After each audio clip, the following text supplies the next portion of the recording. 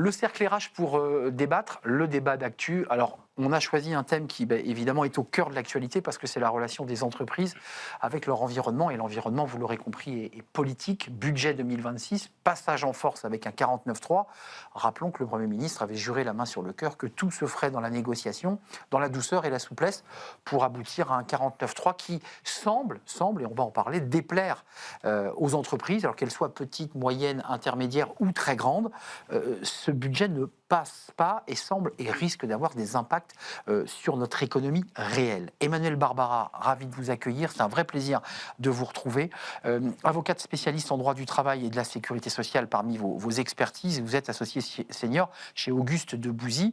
Et on parlera, j'en suis sûr, des clients français, mais aussi étrangers, qui observent ce manège et qui peut-être aujourd'hui ont des hésitations à venir s'installer chez nous en France. Philippe Zilberzan, ravi de vous accueillir, ravi de vous retrouver, vous aussi, professeur EM Lyon Business School, et un livre plein de promesses, et avec un titre qui est très beau, Tracer sa voie dans l'incertitude, qui est un peu aussi la réalité de beaucoup de dirigeants aujourd'hui.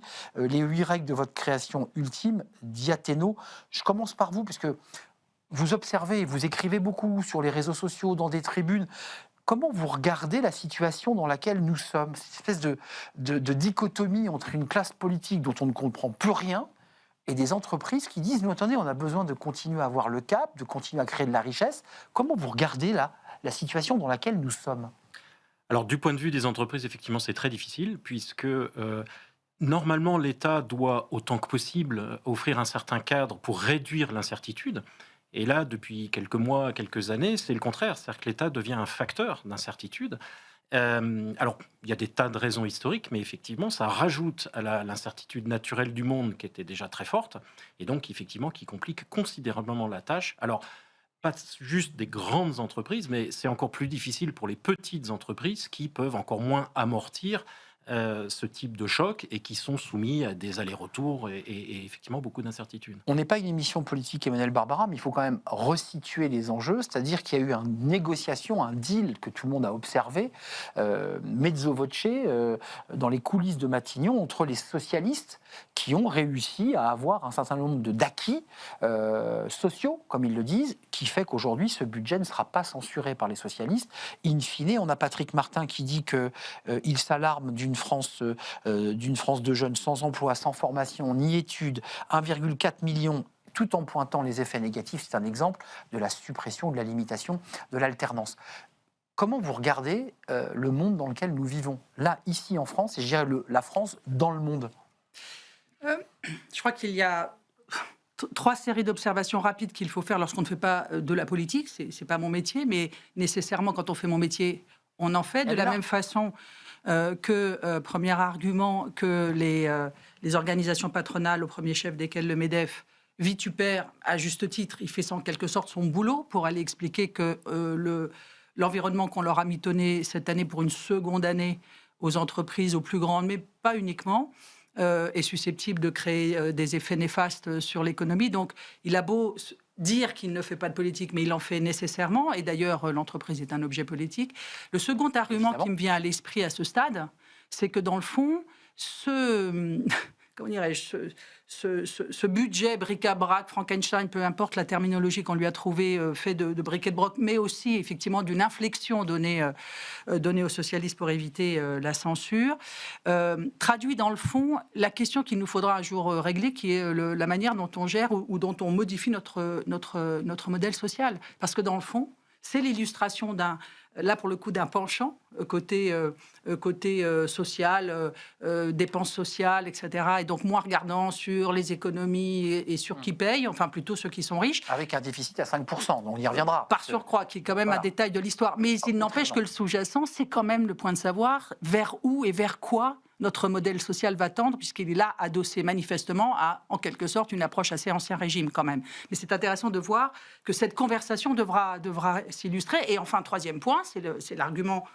côté entreprise, c'est qu'elles doivent en quelque sorte faire avec, et j'observe avec intérêt votre titre, qui est en effet tout entier, enfin qui décrit tout entier le programme. C'est la matrice. Il va falloir gérer dans l'incertitude. Et elles le font déjà en quelque sorte. Mais ça, c'est tout l'enjeu de notre conversation. Non, je m'autorise à penser qu'elles le font déjà depuis longtemps, mais que ça va être encore plus compliqué et encore plus brumeux.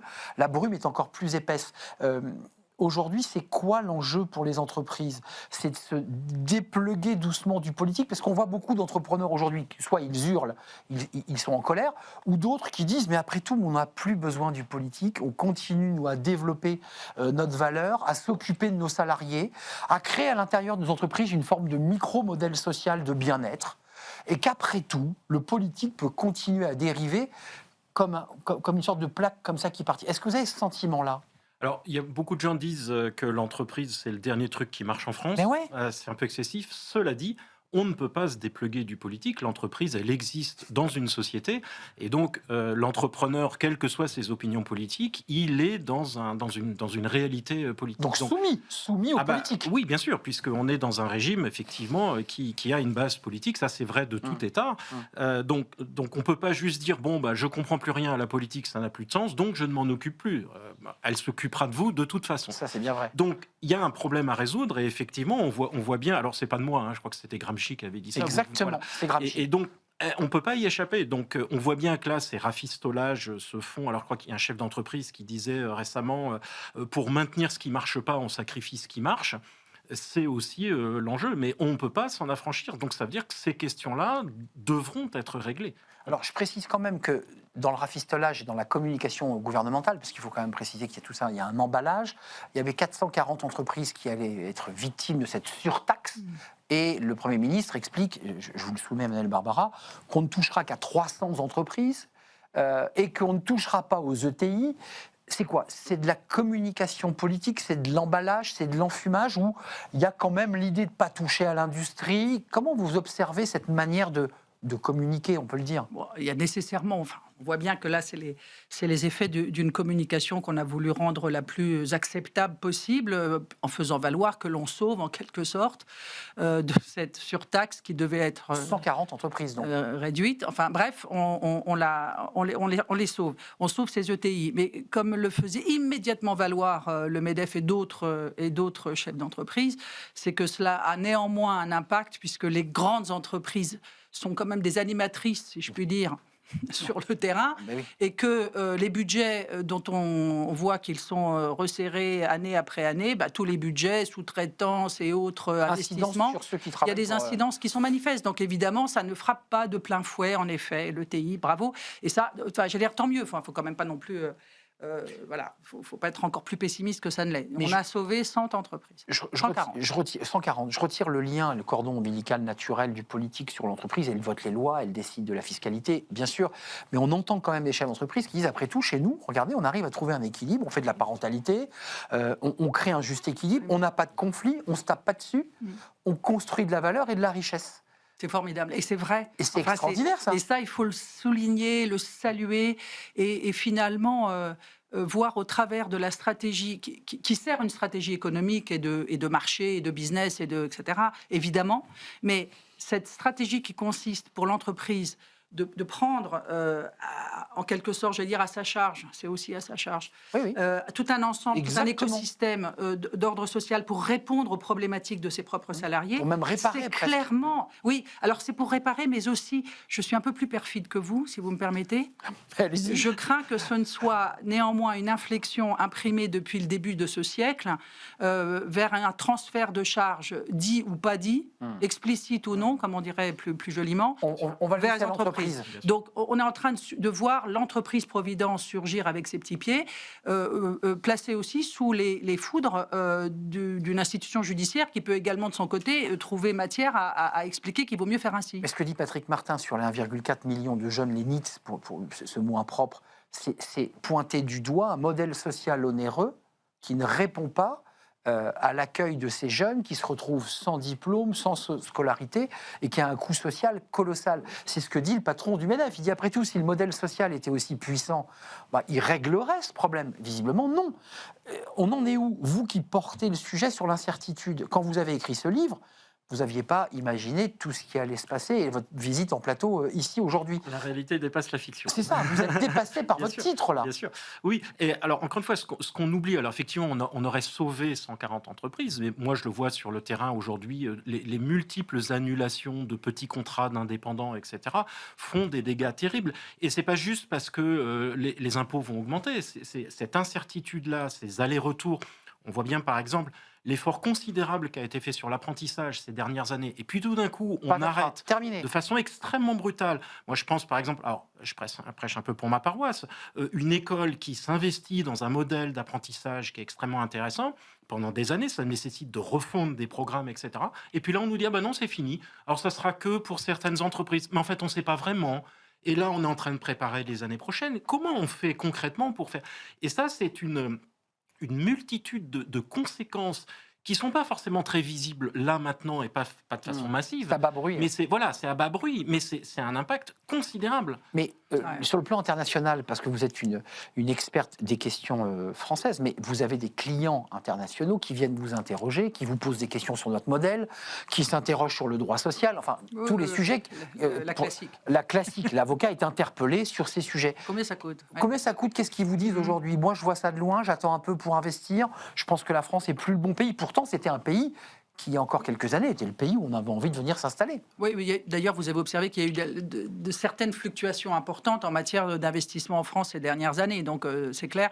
Bon, les entreprises en question ne viennent pas klaxonner sur le fait qu'elles ne viendront pas investir davantage. Elles ne disent pas. Mais on peut voir aussi des inflexions sur le terrain au travers des outils qui n'ont rien à voir, enfin, qui sont j'allais dire, le bras armé ou la suite des événements qui consiste à dire peut-être qu'il faudrait qu'on restructure nos activités en France et peut-être qu'il faudrait qu'on revoie comment... parce qu'en gros, ça coûte cher, cette affaire. Bon.